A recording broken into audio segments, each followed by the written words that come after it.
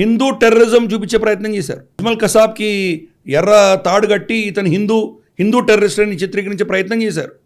Osama G Digvijay Singh చెప్పిన మాటలు చూసాం మనం. తర్వాత దిగ్విజయ్ సింగ్, తర్వాత మనకు మహేష్ భట్, వీళ్ళందరూ మన సెక్యూరిటీ ఫోర్స్ని తిడుతూ పాకిస్తాన్ని పొగుడుతూ ఇది భారత ఇంటెలిజెన్సే చేసింది అని పుస్తకాలు రిలీజ్ చేయడం, ఇవన్నీ చూసాం మనం. హిందూ టెర్రరిజం చిత్రీకరించే ప్రయత్నం చేశారు వాళ్ళు. అజ్మల్ కసాబ్ దొరకకపోయింటే కనుక ఇది హిందూ టెర్రరిస్ట్ కింద వాళ్ళు అడ్డగట్టు ఉండేవాళ్ళు. మనం చూసాం ఇప్పుడు తాద్వి ప్రజ్ఞ కావచ్చు, లేదా కొల్లర్ పురోహిత్ కావచ్చు, వీళ్ళనందరినీ కూడా వీళ్ళు టెర్రరిస్ట్ కింద చిత్రీకరించి వాళ్ళని అరెస్ట్ చేశారు. ఫైనల్గా ఏం ఎవిడెన్స్ రాలేదు. ఇదంతా వీళ్ళని అదే పనిగా వీళ్ళని దాంట్లో ఇంప్లికేట్ చేయడానికి చేశారని మనకు తెలుస్తుంది. ఇప్పుడు కోర్టులు కూడా వాళ్ళందరినీ వదిలేసాయి. ఆవిడ వదిలేసిన తర్వాత ఆవిడ ఎలక్షన్లో కంటెస్ట్ చేసి గెలిచింది భోపాల్ నుంచి ఆవిడ. సో కాబట్టి ఇటువంటి ప్రయత్నం మళ్ళీ జరుగుండేది.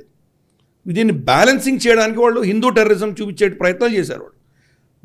వాళ్ళు భయంకరమైనటువంటి అపీజ్మెంట్ పాలిటిక్స్ కాంగ్రెస్ చేసింది. అప్పుడు దాని వెనకాల సోనియా గాంధీ గారి హస్తం మనకు స్పష్టంగా కనిపిస్తోంది.